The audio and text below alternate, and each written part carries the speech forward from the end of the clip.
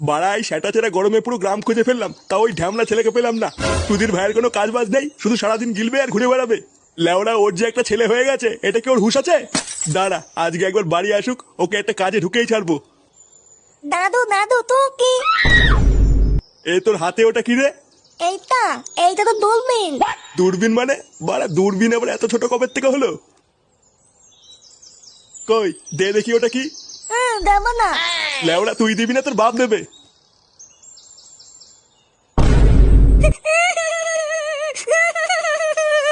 এ কি, এটা তো গাজার কলকে।